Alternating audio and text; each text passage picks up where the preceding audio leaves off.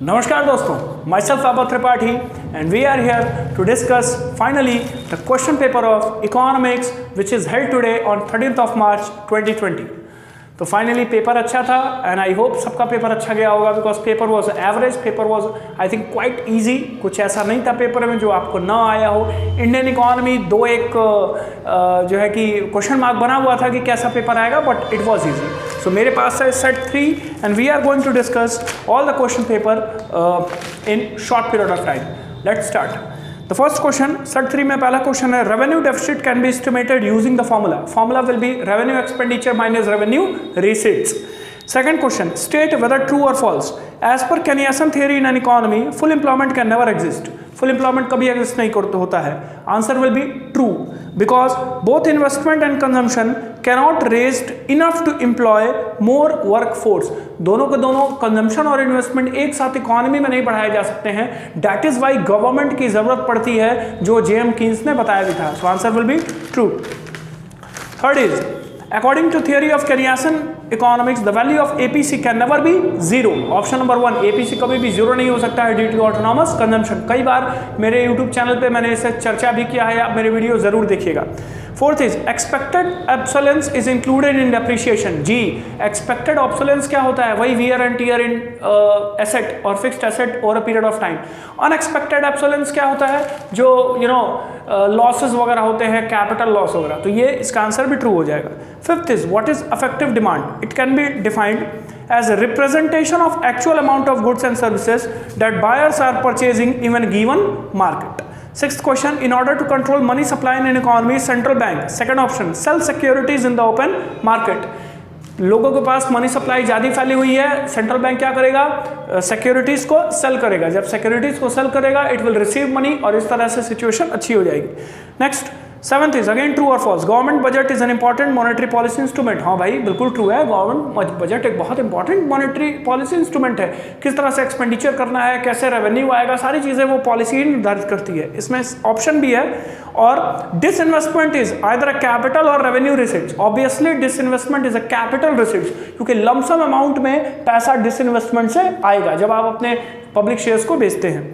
Question number 8, two components of money supply M1 M2। ठीक है। Question number 9, current account deficit क्या होता है?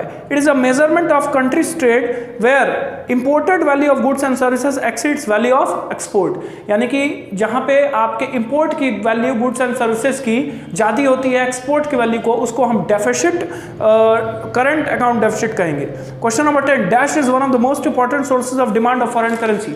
बेसिकली ये क्वेश्चन क्या है ना यार कि फॉरेन करेंसी की डिमांड कैसे बढ़ेगी? तो बहुत सारे आंसर हो सकते हैं। मैंने यहाँ पे एक टूरिज्म पॉइंट डाल दिया है, वो भी आपका आंसर सही है।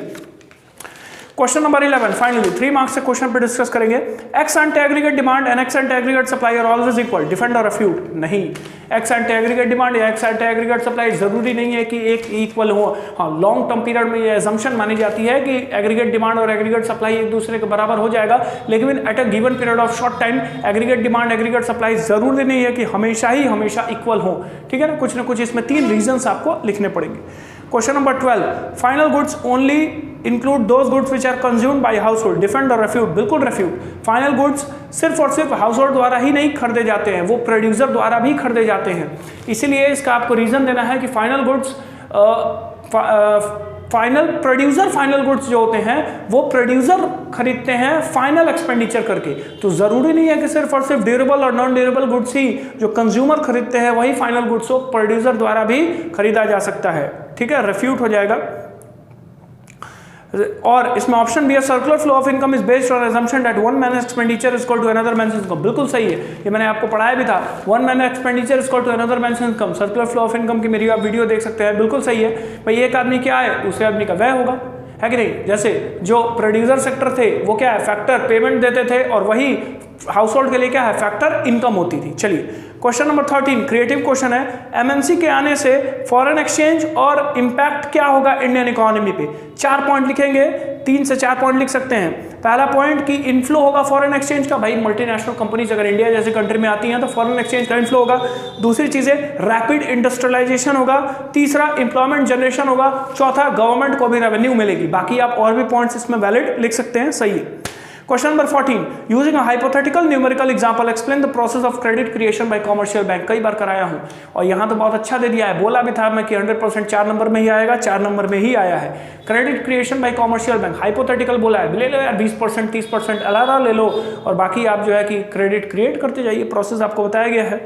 ठीक है, ऑप्शन दिया है central bank acts as a banker to the government. हाँ, सेंट्रल बैंक जो है कि बैंकर है आरबीआई की, क्योंकि आरबीआई जो है वो जो है कि गवर्नमेंट के बिहाफ पे रिसिट्स लेता है, पेमेंट करता है, उनको एडवाइसेस देता है, उनके लिए एजेंट का काम करता है, उनको लोन बताता है कि किस तरह से short term loan long term loan दे, उनको इन्वेस्टमेंट बताता है कि कौन इन्वेस्टमेंट अच्छा होगा। तो बैंकर्स टू द गवर्नमेंट है आरबीआई। क्वेश्चन नंबर 15 का ए, कैपिटल एक्सपेंडिचर और रेवेन्यू एक्सपेंडिचर के बीच में आप अंतर बताइए। तो capital expenditure are those expenditure which either create assets और reduces liability. Revenue expenditure is just a regular source of expenditure which government has to do to run its department, salary वगैरह देना, इंटरेस्ट पे खर्चा करना, ठीक है, ये सारी चीजें जो है कि रेवेन्यू एक्सपेंडिचर है। बी है डिफाइंड टैक्स। टैक्स क्या होता है? तो tax is a compulsory payment which is paid by all the citizen of a country in a government. 16th है using a well labelled diagram show how consumption curve can be derived using saving curve. यानी consumption और saving वाला diagram आया है जो बताया भी गया था आपको कि बहुत इंपॉर्टेंट है। यही डायग्राम आपसे पूछ रहा है, ऊपर आप कंजम्पशन और इन्वेस्टमेंट का कंजम्पशन एडीएस का डायग्राम बना सकते हैं। This is considered as AS is equal to income and this is considered as an aggregate demand is equal to C plus I. ठीक है, ये आपका पॉइंट ऑफ इक्विलिब्रियम है। अब आपको बताना है कि ये कंजम्पशन कर्व कैसे सेविंग कर्व से डिमांड डेराइव होगा। ये जो आपका पॉइंट है, this point is called as an autonomous consumption. Consumption का टोटल फॉर्मूला ही होता है that C is equal to C bar plus B into Y, where B is equal to MPC, सबने पढ़ा है। तो कंजम्पशन यानी ऑटोनोमस कंजम्पशन होगा और दूसरा वो कंजम्पशन जो इनकम के साथ चलेगा, यानी कि इनकम जैसे जैसे बढ़ेगी कंजम्पशन बढ़ेगा। सेविंग को अगर रिलेट करेंगे तो सेविंग इक्वल हो जाएगी माइनस ऑटोनोमस कंजम्पशन या minus S plus 1 minus B into Y. ये आपका क्या है? सेविंग है। इसको पैरेलल बनाइए, अगर यहाँ पे ऑटोनोमस कंजम्पशन है तो यहाँ पे डिस सेविंग होना है। जितनी दूरी ओरिजिन से ऑटोनोमस कंजम्पशन की है उतनी ही दूरी ओरिजिन से माइनस S की होगी। फिर जैसे जैसे इनकम बढ़ेगा कंजम्पशन पैरेलल बढ़ती है, सेविंग भी बढ़ेगा। एक समय आएगा कि कंजम्पशन आपका क्या है? जीरो हो जाएगा। ठीक है, and sorry not consumption will be zero, I am really sorry. एक समय आएगा कि जहां इनकम के साथ कंजम्पशन जरूर बढ़ेगा, लेकिन later on as your income increases continuously the consumption will increase at less proportionate rate as there will be an increase in saving। तो उस समय जैसे जैसे सेविंग बढ़ेगा S बढ़ता जाएगा। तो this will be a equilibrium. ये ग्राफ आपका बहुत इंपॉर्टेंट है। ठीक है, ये आपका 6 मार्क्स में ग्राफ पूछा गया था। Okay, last is 17th question from the macro economics. आपको चेंज इन स्टॉक की वैल्यू निकालनी थी। बहुत इजी क्वेश्चन आया था, इतना इजी एक्सपेक्टेशन नहीं होती है, लेकिन इस बार इजी क्वेश्चन आ गया था। देखिए फॉर्मूला आपको पता है, we all know that gross value added at market price is equal to value of output minus intermediate consumption. Value of output is divided into 2 that is sales plus change in stock. यही change in stock आपको क्या है? Calculate करना है। Question के हिसाब से net value added at factor cost कितना दिया है? Net value added at factor cost is 200। You will add depreciation into it. Depreciation का अमाउंट कितना दिया है? 240 माइनस सब्सिडी दैट इज 10, यानी 230 फाइनली वैल्यू हो जाएगी जीवी एट मार्केट प्राइस की इज इक्वल टू सेल्स की वैल्यू दिया है 400 प्लस चेंज इन स्टॉक की आपको वैल्यू फाइंड करनी है माइनस इंटरमीडिएट कंजम्पशन की वैल्यू 100। ठीक है, अब ये इंटरमीडिएट कंजम्पशन माइनस है इज इक्वल टू के इधर लाइएगा, ये वैल्यू प्लस में आ जाएगी, यानी कि जब ये वैल्यू इधर आएगी तो 330 बन जाएगा is equal to 400 plus change in stock. Change in stock की वैल्यू आप कैलकुलेट कर लीजिएगा। Change in stock is equal to 330 minus 400 is equal to minus 70, ये वैल्यू आ जाएगी।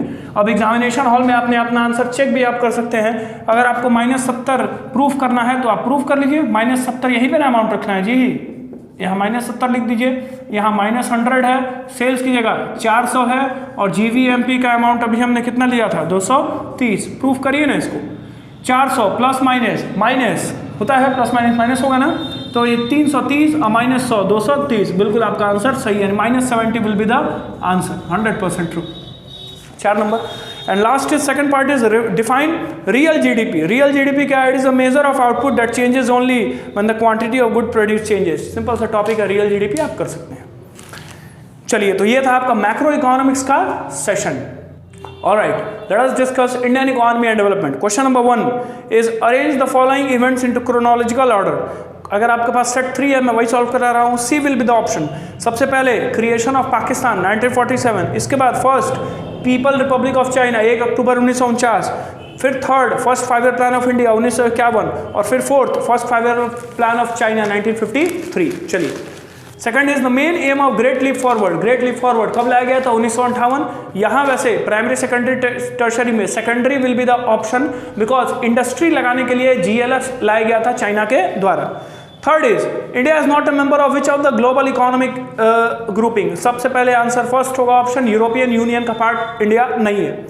और पाकिस्तान इंट्रोड्यूस कब अपना रिफॉर्म किया था? 1988. Option number D. Question number 21 is state true or false. In the past few decades, primary sector has created maximum job in India. False. In the past few decades, tertiary sector has created more job in India. Question number 22. During India's first 7 5-year plan, government of India adopted dash policy to protect domestic industry. Domestic industry को protect करने के लिए क्या policy अपनाया था? दो answer आप लिख सकते हैं, इंपोर्ट सब्सटीट्यूशन की पॉलिसी या कोटा रेस्ट्रिक्शन की पॉलिसी. क्वेश्चन नंबर 23 आपका गोल्डन रेवोल्यूशन से रिलेटेड है. Question number 24 dash was the predecessor organisation to WTO, यानी WTO को किसने रिप्लेस किया था? तो GATT, general agreement for tariff and trade. कब? 1948 में ये बना था. चलो नेक्स्ट, ट्रू और false. SHGS are example of micro credit organisation. हाँ, ट्रू है. Next 26 state any one outcome of implementation of economic reform in India 1991. एक कोई आउटकम बताइए न्यू इकोनॉमिक रिफॉर्म का. आउटकम है फॉरेन एक्सचेंज आ गया, एम्प्लॉयमेंट ज़्यादा मिली, मल्टीनेशनल कंपनीज आना चालू हुए, ठीक है, लिबरल चीज़ें होने लगी, प्राइवेटाइजेशन ज़्यादा हो गया. ये सारे क्या है? आउटकम है, नतीजे ही हैं. Next, mention any one advantage of organic farming. Organic farming का एडवांटेज आप लिख सकते हैं, ठीक है ना, कि किसी तरह का कोई लॉस नहीं है उन वेजिटेबल्स वगैरह को खाने के लिए. It's very easy question. Next 3 number question में आते हैं. Question number 28 compare and analyse the given data of India China with valid reason. देखिए, ये एनुअल ग्रोथ ऑफ पॉपुलेशन और gender ratio. India 1.2, China 0.5, India 929, China 941. इसमें आपको दोनों के दोनों इंडिया और चाइना से आपको रिलेट करना है चीज़ें, तो ठीक है. Whereas आपको लिखना है कि चाइना की पॉपुलेशन 1371 मिलियन एंड इंडिया की पॉपुलेशन 1311 मिलियन.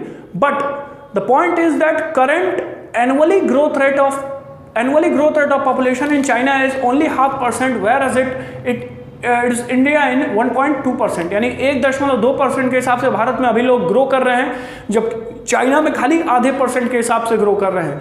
ठीक है, तो ये एक बढ़िया परसेप्शन है चाइना के लिए. इंडिया के लिए थोड़ा सा इसमें सोचने की ज़रूरत है. और जेंडर रेशियो में देखेंगे तो भारत 929 पर 1000 और चाइना 941 पर 1000 मेल्स, यानी कि ये जेंडर रेशियो या सेक्स रेशियो के बारे में बात कर रहा है. तो इसको आप एनालाइज करना है वैलिड रीजन से. बहुत इजी था. 29 क्वेश्चन है, human capital formation gives to birth of innovation, invention and technical improvements. Do you agree? Yes, I do agree, because human capital formation can only improve the quality of the population, it enhances the quality, and when there will be a investment in education and health, which are the main sources of human capital formation, it will surely led to the implications and led to the improvement of technology. It will also create innovation, it will also lead to the invention. So I do agree. Question number 30, define any two of the following: observative capacity of environment, carrying capacity of environment, poverty line. तो दो define कर लेते हैं. पहला, ऑब्जर्वेटिव capacity of environment का मतलब होता है it means to ability of the environment to observe degradation, यानी कि यार इन्वायरमेंट में जो भी डिग्रेडेशन होता है उसको एब्जॉर्व करना ही क्या है? ऑब्जर्वेटिव कैपेसिटी ऑफ इन्वायरमेंट होता है. मतलब कि पेड़ वगैरह लगाइए तो वो सारी चीज़ें एब्जॉर्व होंगी. Third, poverty line in term of calorie values. तो कैलोरीज के वैल्यू में पॉवर्टी में बताया गया है कि there is a need of minimum 2400 calorie per person per day in rural area and 2100 calorie per person per day in urban area. अगर इतना कंज्यूम कर रहे हैं तो वो पर्सन पुअर नहीं है कैलोरी के बेसिस पे. Question number 31. India is often called as an outsourcing destination of the world. Discuss the prime reason for the name given to India. हाँ ठीक है, आउटसोर्सिंग डेस्टिनेशन है. आउटसोर्सिंग मैंने कहा भी था क्वेश्चन आएगा. देखिए आउटसोर्सिंग डेस्टिनेशन का मतलब होता है कि आप अपनी कंट्री का काम किसी दूसरे कंट्री में कराइए. जैसे सैमसंग का एग्जांपल लीजिए. Samsung is a company of South Korea, but in many countries, in India also, in China also, there is a working of Samsung at a larger scale. तो इसी तरह से भारत भी एक आउटसोर्सिंग डेस्टिनेशन ही है कि बहुत सारे कामों को दूसरे देशों से कराता है. इसके कुछ रीजंस लिखने थे. या फिर इंपोर्ट सब्स्टिट्यूशन क्या है, ये कैसे प्रोटेक्ट करेगा डोमेस्टिक इंडस्ट्री को. इंपोर्ट सब्स्टिट्यूशन का मतलब ये है कि अगर आपके डोमेस्टिक टेरिटरी के अंदर जितने बिजनेसमैन हैं वो दूसरी कंट्री से अगर गुड्स को मंगाए तो उस पर हाई टैक्स गवर्नमेंट इंप्लीमेंट कर देती है. That is called import substitution. कि बाहर के सामान को अगर आप मंगाते हैं तो उस पर you will have to pay more taxes. Now how can it protect? Yes, it can surely protect if country do not want to enter the product of China. Suppose, all right, corona virus चल रहा है, समझ सकते हैं कि अगर China का product हमें भारत वालों को नहीं चाहिए तो India will increase the import substitution on the Chinese product. Automatically when the Indian businessman will import those product and it will enter into the domestic territory of India, then Indian government will leave more substitution on that and automatically the product will become more costlier, and for the sake of that the people will not have such interest to buy that particular product. तो आप अपने domestic industry को बचा सकते हैं competition eliminate करके. Question number 32 का A. Name any one prominent economist who estimated during national income during the colonial period. एक का ही नाम बताना है. दादा भाई नौरोजी, वी.के.आर.वी. राव, ठीक है, ये आपके दो बहुत इंपॉर्टेंट थे. और भी इसमें लोग हैं, आप चेक कर सकते हैं, आर.सी. देसाई वगैरह हैं. B. Discuss any two causes of India's agriculture stagnant during colonial period. ठीक है, कॉलोनियल पीरियड में भारत के एग्रीकल्चर के स्टेगनेंट के कोई दो रीजन बताइए. पहला यार कैश क्रॉप उगा दिया है कि नहीं. दूसरा यही इंपोर्ट सब्स्टिट्यूशन जैसी चीज़ें उन्होंने जो है कि लगा दी थी. ठीक है, और भी आपका एग्रीकल्चर स्टैग्नेशन उनकी वजह से क्यों रहा, क्योंकि उन्होंने कोई कभी रियल एफर्ट किया ही नहीं. Zamindari system was the reason. बहुत सारे रीजन हैं. क्वेश्चन नंबर 33 का A. State the name of 6 Indian medicine. ISM 6 तरीके का. पहला आयुर्वेदा, दूसरा योगा, तीसरा यूनानी, चौथा सिद्धा, पांचवा नेचुरोपैथी और 6 होम्योपैथी. लास्ट है 33 का B. Analyse the recent trend in the sectoral distribution of workforce in India. ये एक जो है कि दिया हुआ है सेक्टर ग्राफ. इसमें बेसिकली आप ये देखेंगे तो there is a gradual shift of people from primary and secondary to tertiary sector. Last आपका है 34th क्वेश्चन जो 6 मार्क्स का क्वेश्चन है. पहला, what is mean by global burden of disease. ठीक है, and second is discuss any to problem faced by power sector in India. बहुत easy question है. ग्लोबल बर्डन डिसीज क्या होता है, ठीक है, इसको आप करेंगे. और दूसरी चीजें कि कोई दो प्रॉब्लम बताइए जो पावर सेक्टर ने फेस कर रखा है. The first problem is India's installed capacity to generate electricity is not sufficient to feed an annual economic growth of only 7 to 8%. मतलब आज भी जो इंस्टॉलेशन कैपेसिटी है भारत की वो कम है. ठीक है, दूसरी चीज़ है कि there is a theft also. Electricity चोरी वगैरह होना गाँव में, ये सारे प्रॉब्लम भी है यार जो पावर सेक्टर फेस करता है. ऑप्शन में दिया. और last question, critically examining the results of poverty alleviation programme implemented in India since independence. आज़ादी के बाद जो भारत ने पॉवर्टी एलिवेशन प्रोग्राम लगाया था सेल्फ एम्प्लॉयमेंट, वेज एम्प्लॉयमेंट का, उसका नतीजा पूछ रहा है आपसे. ठीक है, तो यार नतीजा देखेंगे तो वेज एम्प्लॉयमेंट में मनरेगा का नतीजा अच्छा रहा. ठीक है, आज भी आपका ऑलमोस्ट चल ही रहा है और रिजल्ट बहुत ही इफेक्टिव थे मनरेगा के. ठीक है, सेल्फ एम्प्लॉयमेंट प्रोग्राम के थोड़े से नतीजे उतने इफेक्टिव नहीं रह पाए. रीज़न क्या था सेल्फ एम्प्लॉयमेंट प्रोग्राम में नतीजा अच्छा ना रहने का? क्योंकि the people started taking loan from the government on their name itself, and their benefit does not fully goes into the society. वो बेनिफिट पूरी तरह से सोसाइटी के लोगों को नहीं जाता था, वो अपने ही नाम पे ही बेनिफिट ले लेते थे जो सेल्फ एम्प्लॉयमेंट प्रोग्राम था. तो फाइनली सेल्फ एम्प्लॉयमेंट और वेज एम्प्लॉयमेंट के रास्ते को और आगे सॉल्व करने के लिए SHGS यानी सेल्फ हेल्प ग्रुप गवर्नमेंट ने निकाला, जिस वजह से अब SHGS के थ्रू आप काम करिए और आपको लोन देना है. But yes, you can say that poverty alleviated programme का इम्पैक्ट अच्छा था क्योंकि lot of people have been benefited by it and the poverty has decreased since 1951 to up to date. चलिए, तो it was the paper of economics. I hope you have scored very good marks in economics. Paper was easy. Next, we are going to discuss the business study which is going to be held on 24th। मेरे sessions आप देखिए, I will keep uploading business studies lectures. Thank you.